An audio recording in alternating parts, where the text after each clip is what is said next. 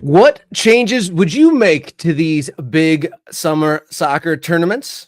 Are we at the beginning of American Soccer 4.0? And then we talk to Cosmos CEO Erik Stover, that and more on a great episode of Morning Kickaround.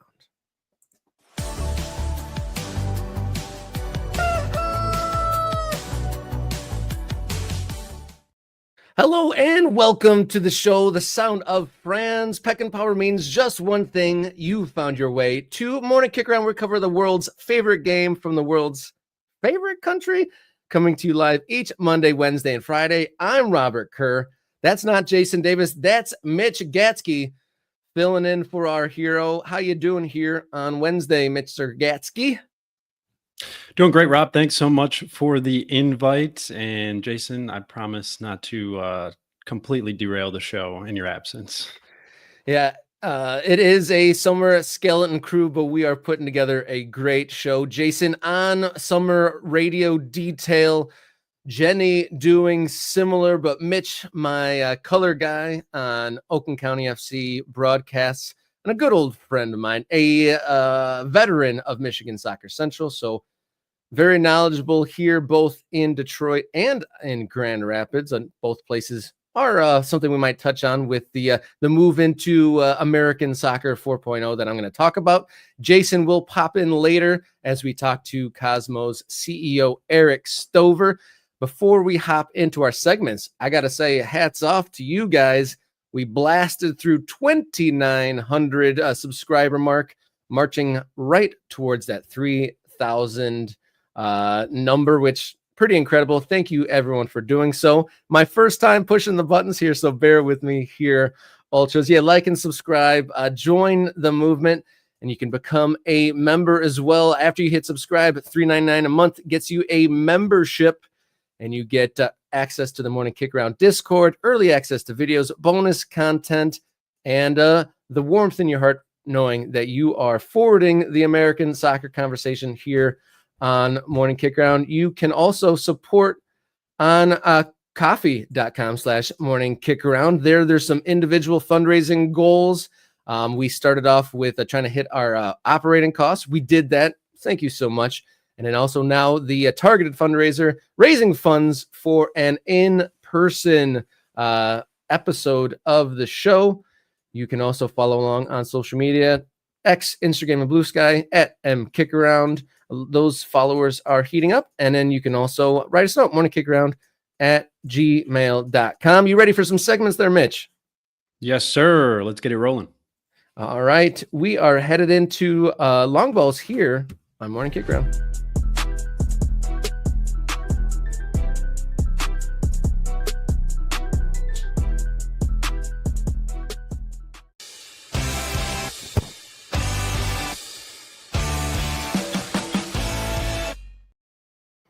Good morning. Long ball number one here on Wednesday, July 16th, with the afterglow of the Club World Cup still lingering upon us. Want to bring up what we might change to the reformatted Giant Club World Cup tournament. It was on American shores, expanded from 8 teams to 32 teams. There were some fun things, some not so fun things. Some of the standout parts of the tournament was trying to placate the European audience by playing the biggest games right in the middle of the hottest part of the days, grasping load over turf, and then just generally players being really tired because they had to play a whole giant tournament after already playing a season.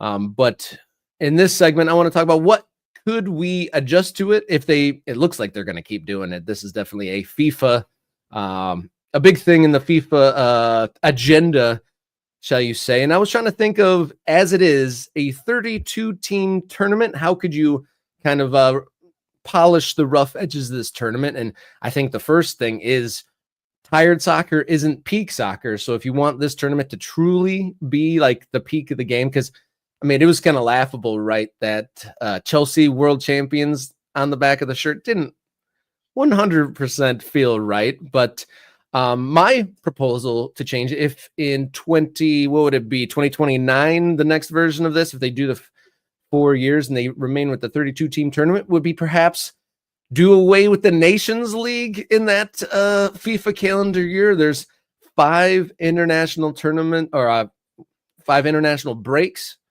scheduled for 2029 for a Nations League and a competition such as that globally.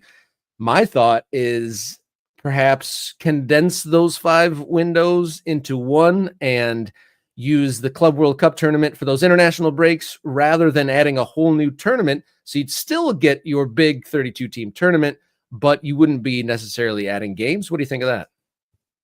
I like it. I think there's got to be some way to shoehorn these games in. And, as we know, there's just not enough time in the calendar for all the games that they want to fit in. Like you mentioned, I don't think Club World Cup is going anywhere at this point. Infantino's kind of made it a flagship project, if you will, and kind of stake his claim as, this is going to happen and we're going to push forward come hell or high water. And so there really just has to be a way to tweak it to get it right. Because, it just didn't feel like a true Club World Cup championship. You mentioned Chelsea coming away with the trophy. It's interesting, right? Because in a year, do we look back and say, okay, Chelsea actually is maybe the best team in the world right now? Shock result over PSG. I don't think any of us would have seen that coming. But just in terms of the roster construction for a lot of these clubs, it felt kind of like a bait and switch. Like, yes, you're watching Manchester City, but you're not watching Manchester City. So I think finding a way to put it in the middle of the calendar rather than in the summer. These guys just need time off. You can't play soccer year round and expect that peak competition. There has to be a way. I think Nations League kind of doing away with that, or potentially moving that to more of a youth side tournament, a U21, U18, get some of those younger next generation guys involved in that, freeing up the senior level, top level, if you will, players to go ahead and play in the Club World Cup. What do you think about that? That's not a bad idea at all. It's definitely thinking out of the box, gives the senior players a little bit of a respite, but ultimately I don't think that's what they're shooting for with it. I don't think that's the intention, is to create a new underage tournament. But I hear Nations League, they floated the idea and they wanted to kind of revamp the international scene between those major tournaments, right? And now it's just, you almost run into a situation where you have to pick one or the other. You can't have these guys playing, like I said, year round. It's just too many games and they fall apart. And I think you mentioned already here, tired soccer is not entertaining soccer. And you're almost doing more harm than good by throwing these guys out there. Say, give it your all in the heat of the summer in the Midwest, in America. It's not a recipe for an entertaining tournament in the way that Infantino and FIFA really want it to be. Scred getting into the comments here this morning, and I'm going to open this up to everybody. If you're tuned in for the first time, this is an interactive show. Please join this conversation here. And Scred saying it's not end of season for everyone. Maybe we shouldn't just cater to the Europeans. And while, it is end of season for a bulk of them, like you said, it's Europeans, I definitely agree with you there for catering to the playing times. One of the concerns looking at next year for the World Cup, the actual truly biggest tournament in the world, is the grass over turf, which is insane that they put this much money, time, and effort into it and not realize that that's a bad idea. And then the 3:00 start times. If the games truly are the biggest and best in the world, I feel like the Europeans would, stay up late or wake up early to watch those games if they truly are the best games there are. I mean, I can understand maybe doing it for this tournament because no one really knew what it was going to be, but the World Cup is the World Cup. And I don't think you necessarily need to make the World Cup final played in blazing 3:00 sun just so that the Europeans can have it at tea time. That's too much. And I really do hope that is a change that comes before next year. Shout out to, Mr. Hunt in the comments, one of our MK Ultras, always chiming in on both the show and in the Morning Kicker on Discord. U.S. and Western fans have to watch games at 2 a.m. anyway. And yeah, Americans do it to watch things overseas. And I know the South Americans definitely stay up and watch all hours of the day and night to watch their favorite players play abroad. So it shouldn't be kowtowed in the World Cup. I can kind of understand this. And just one final note before we move on from the Club World Cup is I think if it stays as it is, I think it can get better and a little bit more legitimized because this first iteration kind of sprung up. I wouldn't say that there was like a whole 4-year buildup of excitement. A lot of people didn't even know what it was until a couple months ago. But if you legitimize, so the more it goes on, the teams that are entered into it like come to a more of a natural, like if the teams deserving, not just plucked like guest teams, like if they truly are the last 4 years champions of their confederation, get the berth into it and whatnot. So I am somewhat hopeful that with more time and it being the second iteration of the big, there'll be more of a natural, organic selection to the teams. A little bit more structure and legitimacy, I would say. Are we truly looking for the best clubs in the world to compete in this thing? That's what I would like to see. And yeah, I think you're right. A little bit more runway, a little bit more structure, hopefully getting things, back to where it just feels like we are seeing the best from around the world compete at the club level. One of my favorite commenters, best tagline name, a homeless shoe. If we can wake up at midnight for games, so can other countries. Couldn't agree more. You're getting picked up. Go upstairs. All right. So with that said, I think there's some things that can be changed, but we shall see. Well, it's hard to put faith in the powers that be now. So we shall see. But Club World Cup, see you later. Moving on to long ball number 2 here on Wednesday, July 16th. We'll kind of turn that same question to the Gold Cup, another summer tournament that was a little bit, you wouldn't say it's peak 100%. If this is a confederation's, a whole region of the world's championship, and not every country, even plays their A team. And there was a lot of hullabaloo about the selection and the availability of the American players. I have my thoughts on how it can be changed and legitimized and make it to the point where the star players have, an in or an out sort of a selection moment. But before I delve into those, what are your thoughts generally on the Gold Cup? Because not a lot of people, it's not front of mind. No, certainly not. Full transparency, only game I watched was the final. And yeah, a lot of that is due to just the selection and the squad, the players that were not only competing for the U.S., but we saw the same thing with Mexico and a number of these other teams where, again, these guys need time off. And you can't blame the players for saying, hey, I need to rest. I need to recuperate. I've got a full club schedule that's coming in just a couple of months, and I need to be ready for, those games where I'm getting paid. Again, it's an honor to be able to represent your country, and you would like to see those best players in those big games, but without incentives, it kind of just falls by the wayside. It's not a top priority. Even the Gold Cup, it's not the World Cup, right? Everybody's going to show up for the World Cup, but Gold Cup still kind of a backseat sort of thing. And until you make it into that true top level competition, I think you're going to see a lot of guys choose to just not participate because, again, there's only so many days in the calendar, and with the mounting number of games, they've got to pick and choose their spots. Yeah, you wouldn't think that the whole region like a whole confederations championship would be an optional tournament at all. Bernardo, not necessarily the point I'm making, but Nations League making Gold Cup redundant. And yes, definitely in this year, as it seemed like Nations League was prioritized as the 1A team competition of the season, and Pulisic and those being selected for that and not being available in the summer. So my thoughts to try to legitimize the Gold Cup, because you said you barely watched it. it didn't even come onto my radar until 2011 when I lived in Chicago and there was games hosted there, to be honest, in my moment of transparency regarding the Gold Cup. But so I want to hear in the comments and from you, Mitch. So would this make it an A1, no optional sort of level for this?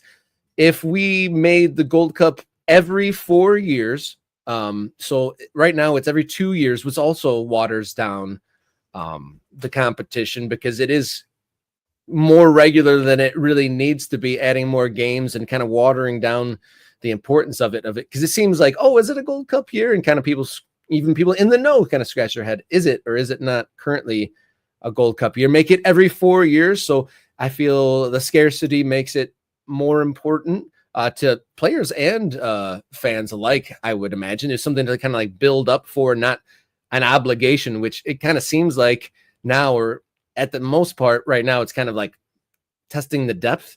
One of my points was everyone was riding high when the USA won the Gold Cup a couple iterations ago, and then they failed to qualify for the World Cup just a few months ago. And after that, and nobody remembered winning the Gold Cup just because the World Cup on non-qualification greatly overshadowed that. So I'd go every 4 years for the Gold Cup and then rotating hosts.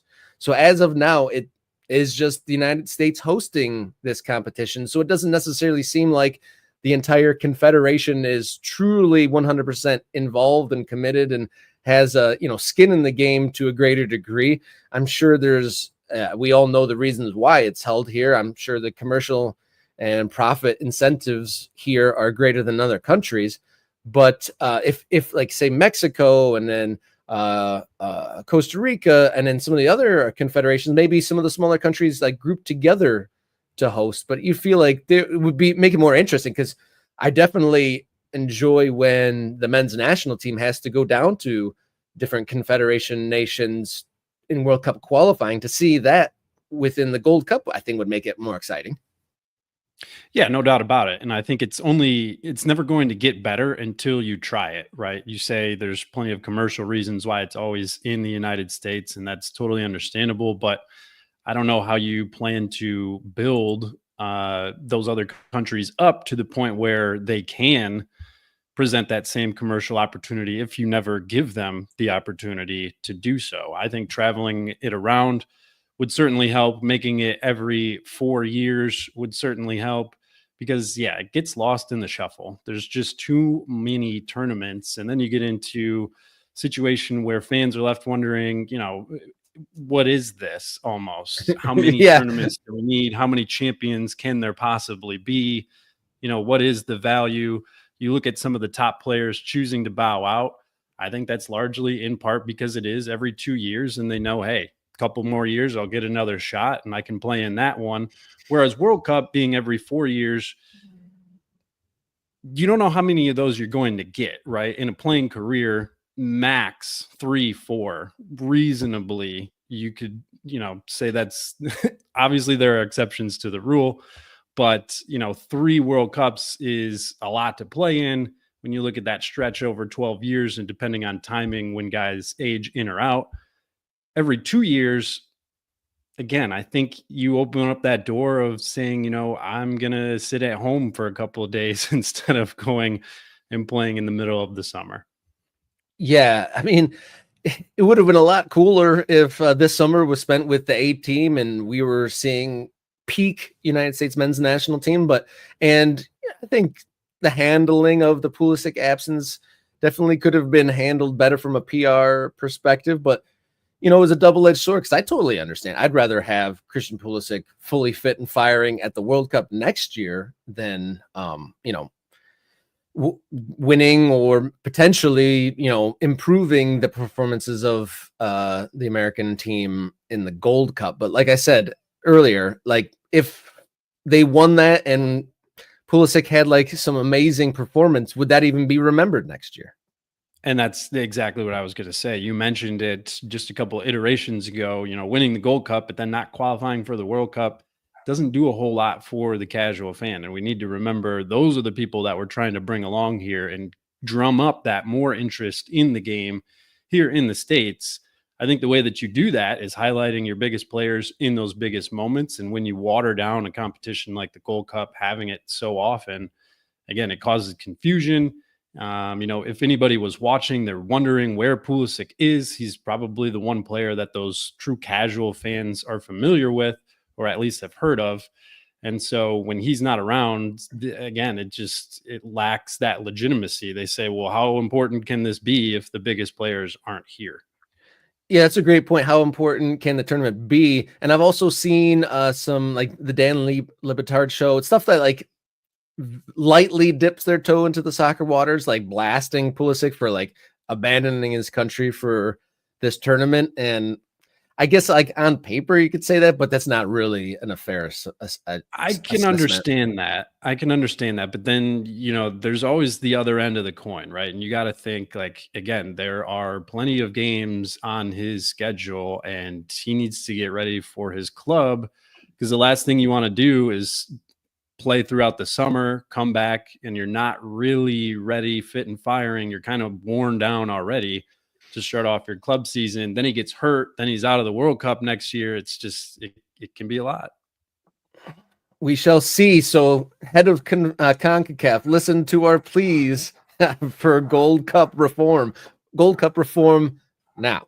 Coming up on Long Ball 3 at the bottom of the hour, or the top of the hour rather, Jason's going to pop back in. We're going to talk to the CEO of the brand new iteration of the New York Cosmos. But before that, Long Ball number 3 here on Wednesday, July 16th. And as the news of Patrick Agyemang going abroad and just MLS kind of touching the European world, and with all the news coming about, made me think, are we moving into American Soccer 4.0? There's new stadiums popping up, grassroots teams making stadiums, the reach of soccer into more and more smaller towns across America.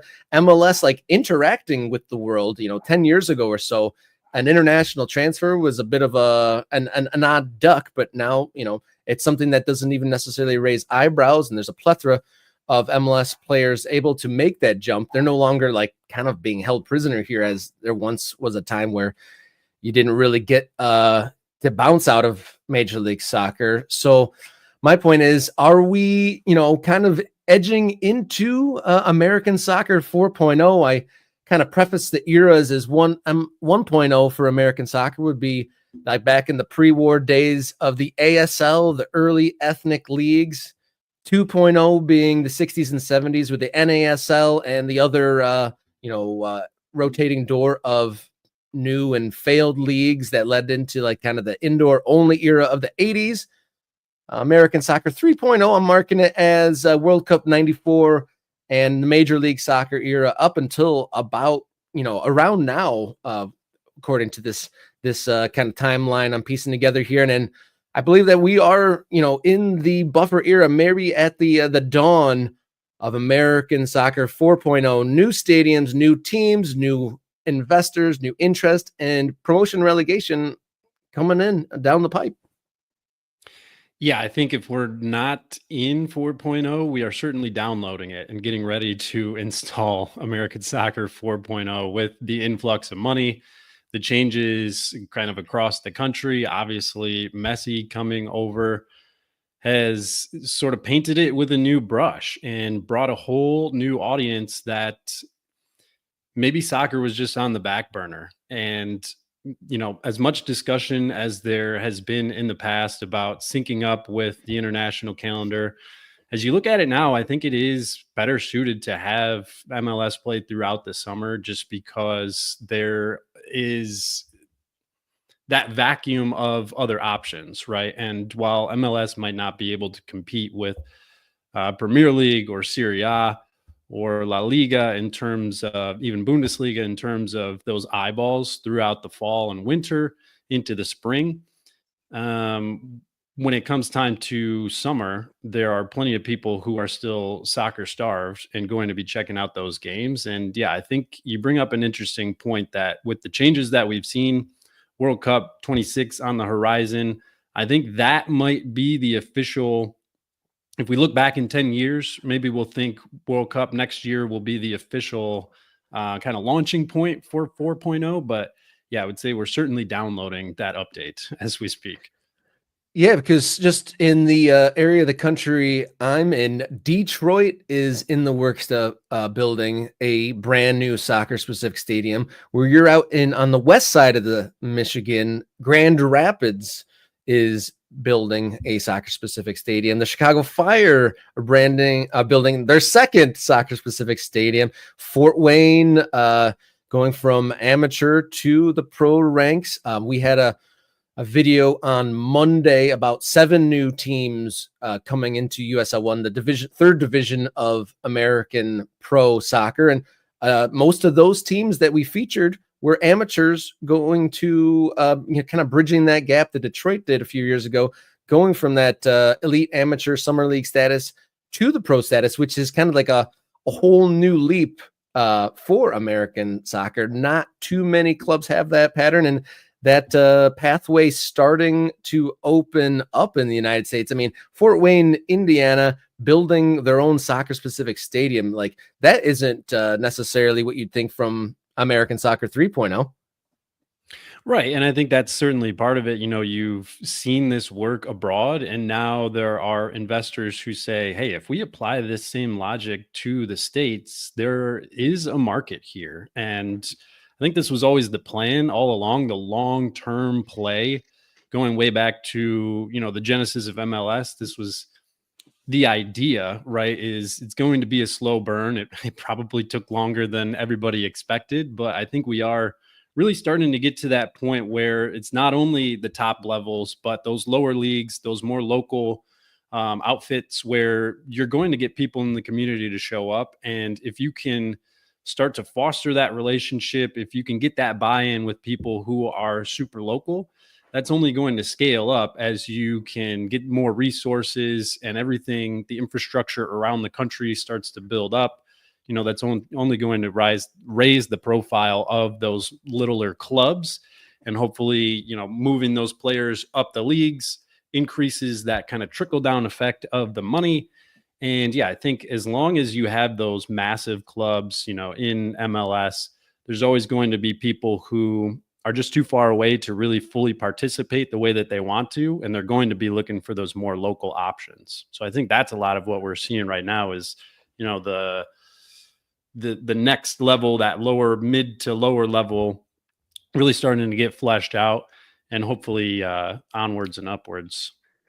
There was even a comment on our video about USL One new teams that maybe we're shooting for a target of 200 new teams are going to be needed to actually have a fully fleshed out pyramid of regionalized leagues and then moving up the way. But if you think about it this way, if these amateur teams are starting to set their sights for the pro leagues between USL 2 and NPSL, there's somewhere in the ballpark of 200 teams there. So maybe one by one, those teams, take a peek there, or, maybe a fraction of them. And that's just a big step towards a new era, possibly American Soccer 4.0.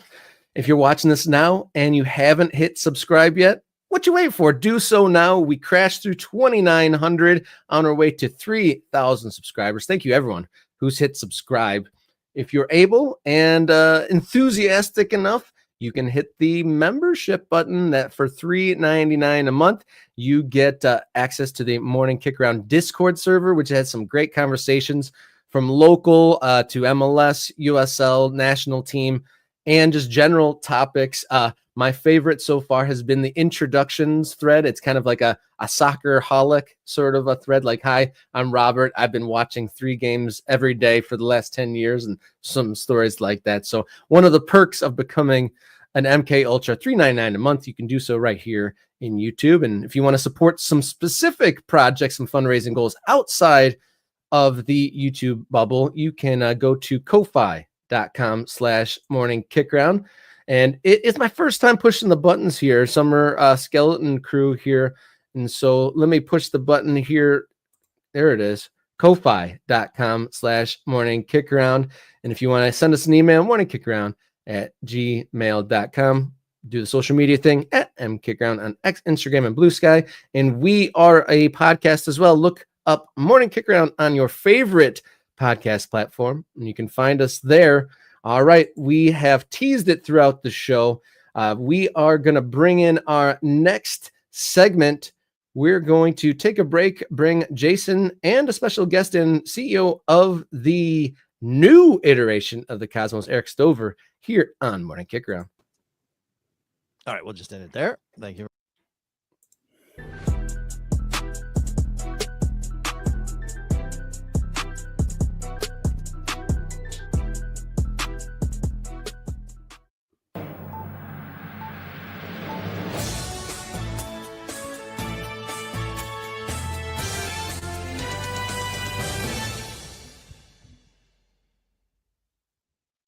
Welcome into Get to Know Your District here on Morning Kickaround. We are joined now by a special guest. I'm Robert, he's Jason, but in the middle of us here, CEO of North Jersey Pro Soccer, but there's a very recent revelation. You get a new name, Erik, why don't you tell us? Yeah, well, first of all, Jason, good to see you again. Good to talk. It's been a long time. Rob, nice to meet you.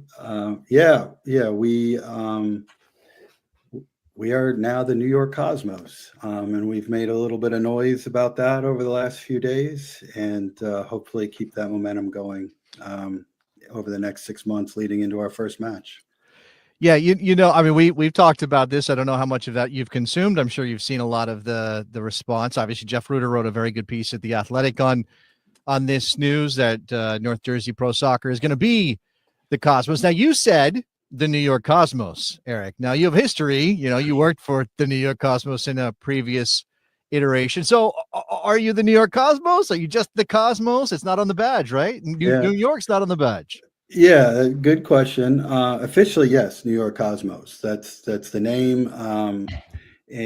But there is history, not only with the club in general, but with the club moving from New York City to New Jersey in '77. Pelé-led Cosmos moved to Giant Stadium, and in that process, New York came out of the badge. And same thing with the New York Giants when they moved into Giant Stadium. The NY came off the helmet. That's how we had that word mark Giants for many decades. And same thing eventually when the Jets moved, the NY came out of their logo. So it's a recognition of history. It's a recognition of arguably the greatest era in Cosmos history. So what we did with the logo is want to honor that. That's the logo and the identity I think most people recognize with the Cosmos, but we modernized it a little bit, made it a little more digitally friendly. But to get to the other part of your question, we see the Cosmos name as a rallying point for everybody in North Jersey, and we're doing a lot more than just soccer. So the name Cosmos will be used in a lot of different elements as we develop our club. Now, I'd love to know a little bit more about the thinking behind it. Or was it for you, when you got involved in North Jersey Pro Soccer, having been, one of the key parts of the Cosmos in that previous iteration? Was it always the Cosmos for you? Or was there a discussion? I mean, no, it wasn't always the Cosmos. When I came back, before I came back from Denmark, we started talking about what would we do at Hinchliffe Stadium if we could get some professional teams going. It was always in our mind to do men's and women's, and this multi-sport club concept, very European, very South American concept, that was always part of our thinking. And being a mission-driven club, a community-driven club, we feel a responsibility to drive economic development and to create jobs and put people to work, whether it's on the pitch or in the front office. So that was really the core, the foundation of our vision. But I've stayed close to Rocco Camiso and Mediacom family. I have good personal friends there. We've been in touch all along. The history of the lawsuit with U.S. Soccer and MLS, you guys have probably talked about that a lot. But Yeah, I was very active and involved with those folks, and they were very much aware of what we were doing. And we talked about different opportunities in the past about possibly acquiring the Cosmos from them. And really, as we were getting traction and getting closer and closer to official announcements, we started a conversation about, can this be more powerful as a Cosmos platform? Can we do more good with it? And it was extremely important for Rocco to get the team back on the field. And those conversations started a long time ago. We managed to keep it quiet for many, many months. I think the first outreach was probably February or March of this year, and we kept it quiet for a long time. When you get asked like surface level questions, maybe people that aren't super ingrained in the history of the comings and goings of the Cosmos, when they hear the name, how does this new iteration, how does what's the through line for those not super entrenched in the comings and goings of teams here? That's a good question too. And through line's a good word, because I bristle a little bit about the third iteration of the Cosmos. It's really, there's a through line all the way through it. The provenance of the Cosmos and NASL and that history's well documented. The NASL's demise happened. Pepe Pinton maintained ownership of the Cosmos for many, many years, and it was very expensive for him to maintain the trademarks and keep the organization running, with the vision of someday putting the team back on the field. Then PK, Paul Kelmsley, bought the club from him. Then Seamus O'Brien from PK, then Rocco, and now here we are today. So it is one club that's always been in existence.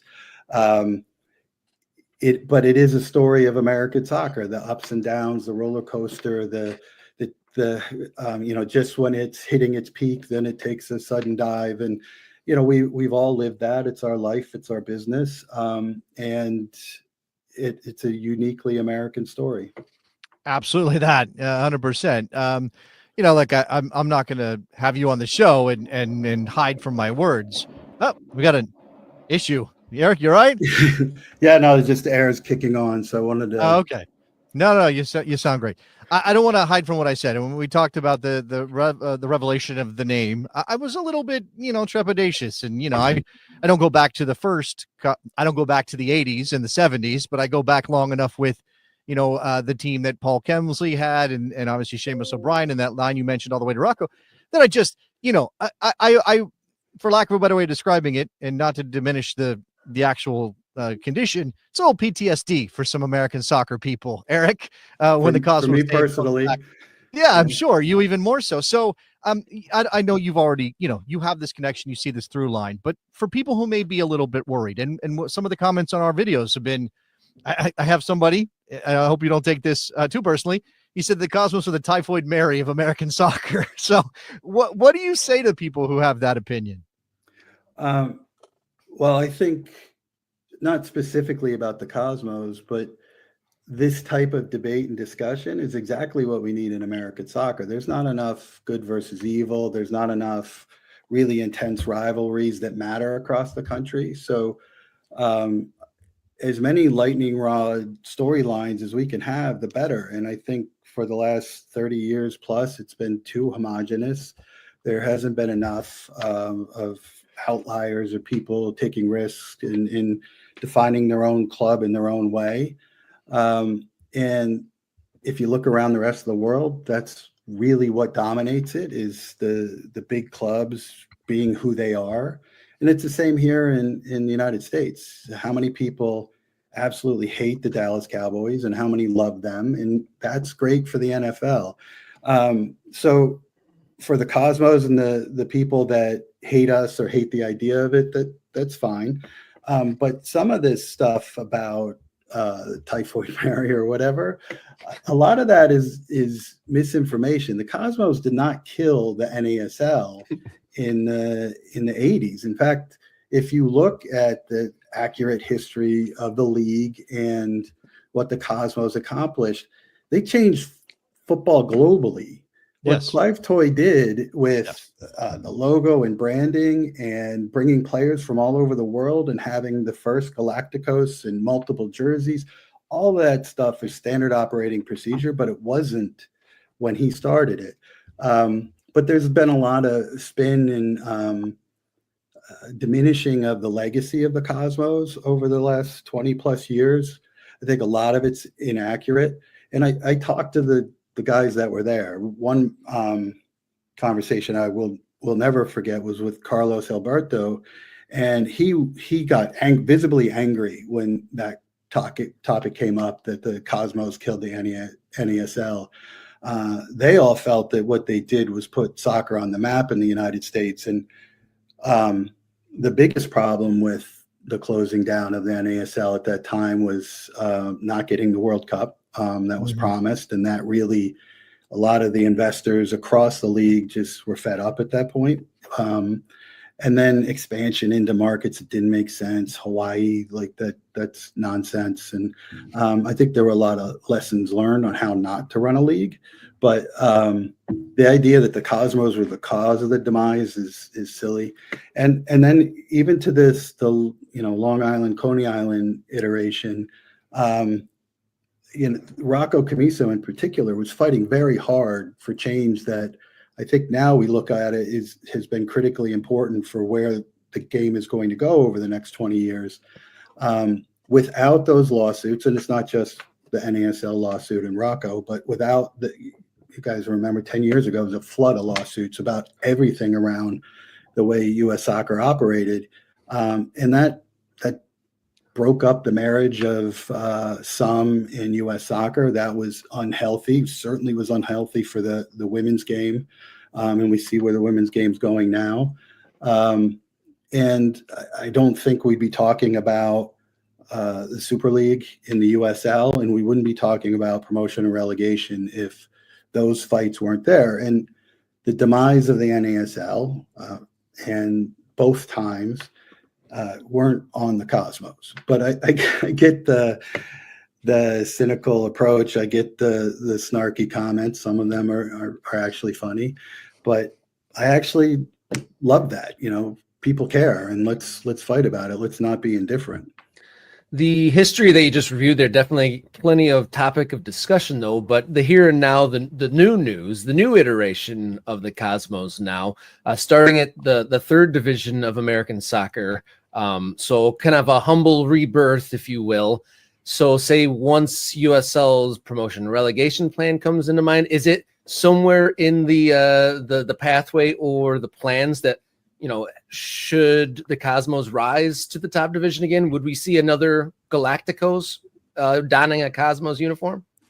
Well, we're hyper focused on the grassroots and the foundational stuff. That's what we need to be doing now. And a big part of the opportunity is addressing some of the ills of how we manage soccer in the United States. And it's player development in urban areas is very, very poor in our country. And in the rest of the world, that's where the majority of players are coming from. In the state of New Jersey, there's one professional soccer team. It's Red Bull. They do things well. They develop players. They focus on player development. But that's it. So if you're not in that system and you're forced to pay to play, many of the kids simply can't do that. And even if they could, even if they all got into scholarships somehow and found a way to get to the training facility, whatever needs to get done, it's still not the right way to do things. You need to have various levels of professional soccer where 16, 17, 18-year-old kids get tested every day. They're training like a professional. They're playing against adults, and they're in that cauldron to develop. And we simply don't offer that across the United States. We have it in spots, but generally speaking, it's nothing like Europe. It's absolutely nothing like South America. So, instead of complaining about that, we're just going to go about and do it with our club.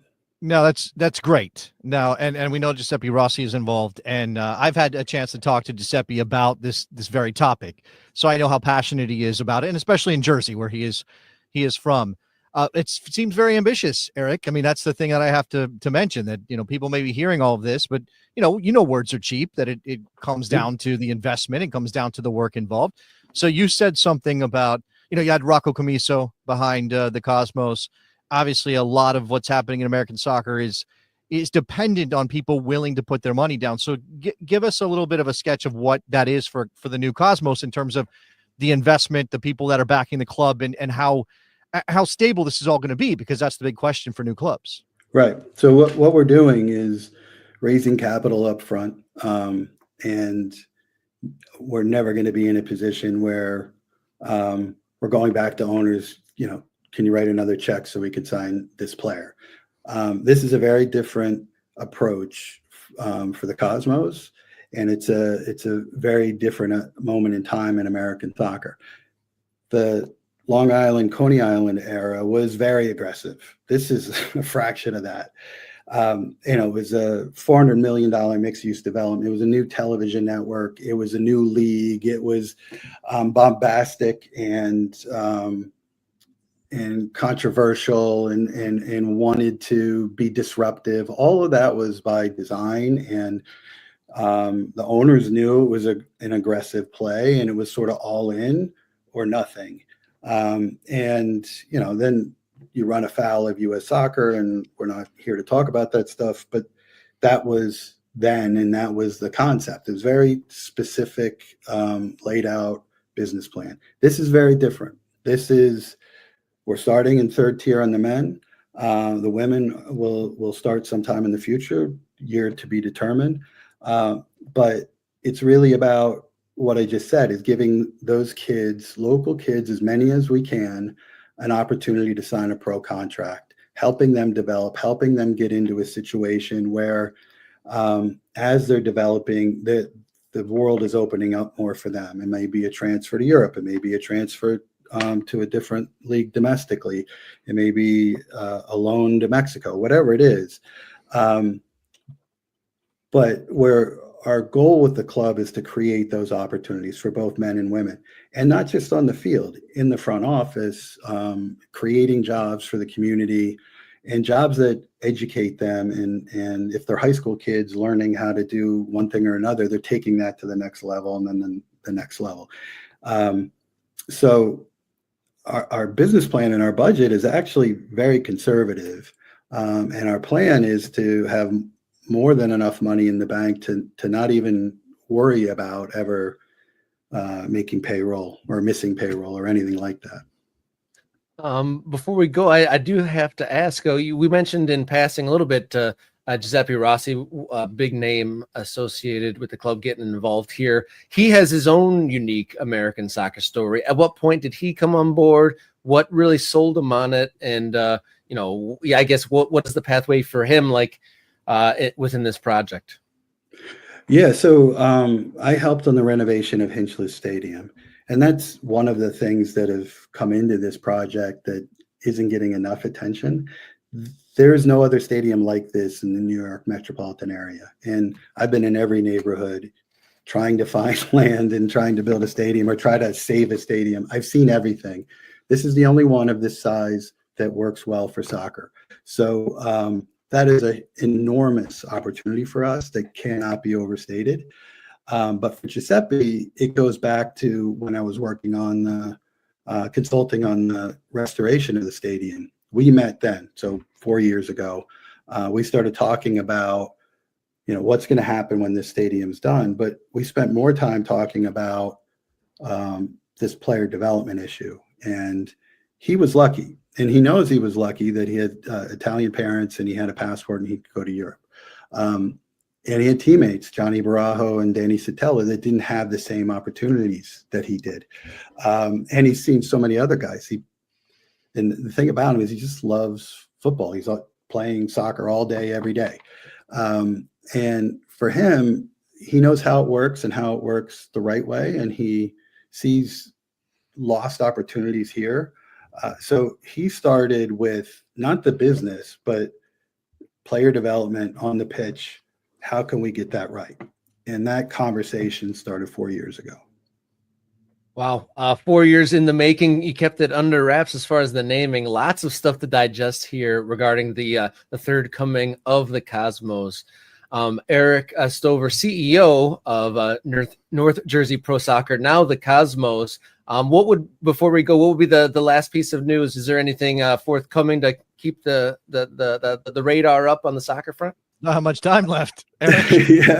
Yeah. So, Giuseppe and I are laser focused now on identifying our coach, getting that person hired, and then the dominoes will start to fall on the sporting side.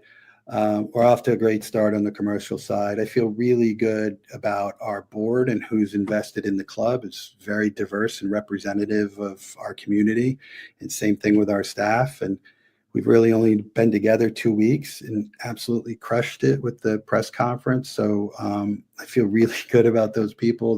They're in it for the right reasons, and they have big hearts, and they've done a great job so far. So really, it's getting both things going, commercially and sporting. I just want to say before Rob wraps it up, Erik's one of the real ones out there. Really, really excited for this project. Whatever misgivings I may have to work through, that's obviously not an issue that you have to worry about, Erik. It's fair enough. We like the criticism. Let's talk about it. Well, it's not like I'm not going to try to get my hands on some Cosmos gear at some point in the near future. I mean, I'm a sucker for it just like everybody else, and I know that's a big thing. So first of all, congratulations on the new project, and thanks for coming. Thank you. Yeah, thanks, guys. I appreciate it. All right. Thank you so much to Jason and Erik Stover there for that peek behind the curtain there for the new Cosmos / New York Cosmos project coming up. Following that interview, Erik did add some ownership notes, adding that Bay Adolfo Wilson is the majority owner and the managing partner of this project. The Patterson Restoration Corporation, currently the second largest shareholder. Sapna Shah is an investor and board member, as is Giuseppe Rocco, and hold on, let me clarify that. Giuseppe. Okay, so to clarify, Sapna Shah is an investor and board member, as is Giuseppe Rossi, and then Rocco retains a small percentage, as Erik does. And by the end of the summer, they will be closing the capital raise and finalizing their board structure. So interesting stuff, lots to chew on there in that interview. We'll talk about that maybe at the end of the show, but we're going to pause, come right back, and have some fun with one of our own from OCFC. And we'll come right back with a little bit of American soccer being weird here on Morning Kick Around.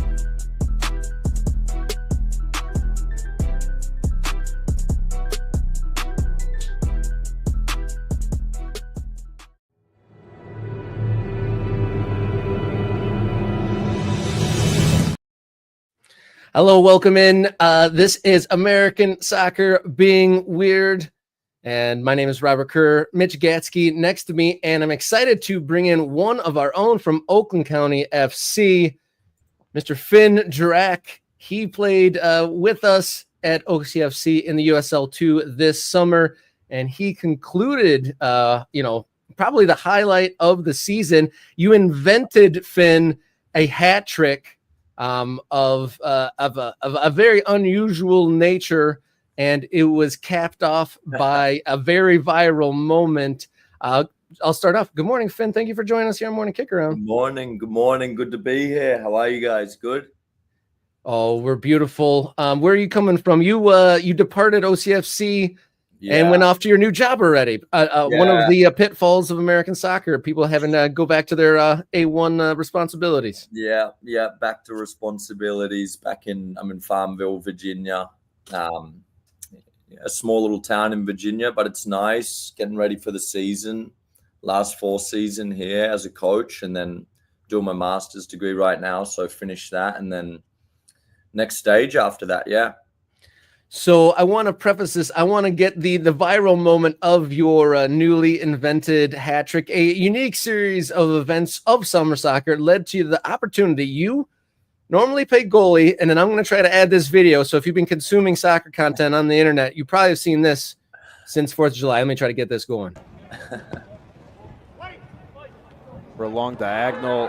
Oh, let me get him out of here. A little show was number. For a long diagonal. And giving us a little show was number 9, Funny. Finn Jurak. And the full-time whistle goes. It was close, man. I Yeah, have what to a say that is probably the farthest away I've ever seen a ball from a player on an attempted bicycle kick. Wow, that was incredible. Thank you, Finn, for that display. So some good fun. So millions of views later, that was on July 3rd, millions of views on both Instagram, TikTok, and various content creators have been throwing that in the mix. I've even seen that on top 5 all-time bicycle kicks on some aggregating accounts. What was your thoughts about that? Because what led you to be there? That was the 3rd of July. And it was an away game. Bench was short, and Coach Steve Walker gave you an opportunity, and you took it. Oh, mate, I took it with 2 hands. Those are the moments goalkeepers dream of. I was a field player growing up, like till I was about 12, 13. And then always loved the field. I played futsal on the field my whole life, so I think I'm a techie player. I still think I could play the 9, honestly, but haven't played on the field since like 2017 in a proper game. So that was definitely fun. We were short on numbers and went to training, and I was getting my gloves on and all of that. And then my coach goes, "Oh, you're not going to need them today." And I was like, "What?" He's like, "Yeah, we're short on numbers. Might need you on the field." And I was like, "Oh my gosh!" Like headlights. Oh my gosh! So yeah, I went to the game, popped in. Really didn't expect my name to get called, and then got called. I only got about 10 minutes in there, and gosh, I think I fit in a lot in that 10 minutes. And then we're winning 3-0, and I just saw, you know what? Like, I'm not going to get this chance every so often, so I'm just going to take the most of it. And ball was up, and the sun was in my eye a little bit, and I just thought, you know what? I'm going to have a crack here. And if I was like 17 inches taller, maybe I would have got it. But yeah, it was funny, very funny. Yeah, and you can see hear the laughter in there. So I got to say that I'm proud to be the one of about 27 people that got to see that in real life. And it was your 10 minutes on the field was probably the best part. I mean, shout out our striker, Timmy Alos, getting a great hat trick. Yeah, Timmy got hat trick. But somehow you've undone him with your Finn Jurak hat trick. So, folks, this man substitutes in, gets a yellow card, gets a shot on target, and then has a viral moment. The Finn Jurak hat trick is born on the 3rd of July, 2025. It's funny, isn't it? And it's crazy. It's still going. Like such a, in the moment, it wasn't even for anything like I wasn't thinking about anything like that for clips or anything. It was just all the lads were laughing at me being on the pitch, and I was just like, yeah, I'm just gonna have a bit of fun here. Why not? Nobody was there, so thought it won't be too bad to embarrass myself a little bit. And then next thing I know, I'm all over the bloody world, mate. Everyone's still messaging me. My phone's still popping. It's crazy. Yeah, let's take one more look at this one. Probably. I'm putting it back up there. The farthest away I've ever seen a ball from a player on an attempted bicycle kick. Wow, that was incredible. Yeah, thank you, Finn, for adding that moment. It was quite a moment in general, but I mean, to go shot on target, yellow card. What was the yellow card for? Didn't you interfere with the other team's goalie to get that one? No. Like I came in and long ball, and one of the young kids came through the back of me, and that was when I got the free kick, and I took the free kick. And he got me pretty good in the back, and then I don't know. Yeah, I'm a player, mate. Like I gotta get one back on him, sort of thing. So the next chance I got, the ball went to him. Yeah, I just kind of came through and gave him a little clip. It was a little bit late, but just to let him know that I was there, But yeah. Well, thank you for joining us here and describing the moment that it was. The 3rd of July, 2025, the moment the Finn Jurak hat trick was created. I feel like the opportunity to do such a thing is only presented by American summer soccer. When would a team be short on numbers due to the holiday, due to being on the road? And then the coach giving you the opportunity to see some minutes and then doing all that. Yeah, it was a bit crazy, to be honest, because we had a full team. And then a bunch of the guys didn't really show up and training that week. So I was sitting there going, what's going on? And Yeah, it is a bit crazy this summer soccer over here, and in America, it's good. It's a good setup, but yeah, I mean, when do you ever see that in the world happen? And not really. But yeah, I was very, very happy for it to happen. Hopefully next season, back in the purple, maybe not in the mitts. Maybe I'd, just come in as a number 9 this time and try it out. Maybe one will go on the back of the net, because trust me, you can ask Rob and some of the boys. Like, I've scored some bikes at training and goalkeeper practice. So that's been in the works. That's not just a one-off thing. I really do think I'm good in the air. So if, Steve Walker, if you're listening to this next season, let's try and make it happen. Get me some minutes up top, please. Thank you. Yeah, for sure. Thank you for providing one of the moments of the summer. And one of the quote at the bottom, I think, of the original post was, "Oh, so close," on your bicycle. So close, probably this close, but I need to be Crouch. Yeah, Crouchy would have gotten that one. But thank you so much, and good luck moving forward, and enjoy the rest of your day. Thank you for joining us on Morning Kick Around. Finn, you're the best. Thanks, Cheers, Rob. Man. Thanks, Mitchie. Take care, guys. All right, Finn Jurak providing a new, unique kind of thing to shoot for. The Finn Jurak hat-trick. Substitute goalie comes in, gets a shot on target, gets a yellow card, and goes viral, all in a 10-minute span. I don't know how many folks have had an adventurous 10 minutes as that. Thank you, everyone, for tuning in and getting involved on the chat here today. Bernardo, what's the opposite of the Puskas Award? I don't know if I want to put it on him because I like him. I wouldn't want his name to go down in infamy, but do we call it the Jurak Award? I mean, it could be a thing. I'm not sure, but thank you, everyone, for tuning in. Hopefully you enjoyed that Sucksap Award. I don't know what the connection is there. Do you know what that is, Mitch? Sucksap? Could that be? Am I missing something there? Nate explain that one. Maybe it's a play on words. Maybe I'm thinking. Hopefully, I didn't put a swear or a bad word in a different language on the screen there. But thank you for tuning in, everyone. Thank you for everyone for subscribing. And if you haven't subscribed yet, do so now. Help further the American conversation here on Morning Kick Around. That's what we're doing. We're trying to further the American conversation, become a center for a conversation that you don't get to have elsewhere about this game that we all love and enjoy. So subscribe, and then you can kick it up a notch by becoming a member. MK Ultra is $3.99 a month right here on YouTube. You get early access to videos, you get bonus content, priority commenting on the screen, and then access to that MK Discord server, which has really been great. When we're not doing the show, we can continue the conversation right there, from local conversations, MLS, USL, the international teams, and the general soccer conversation. And thank you to Mitch. Thank you for joining and filling in for Jason Davis here this afternoon, or this morning, rather. Absolutely my pleasure, Rob. Really appreciate the invite. And yeah, hopefully just keeping the seat warm for Jason.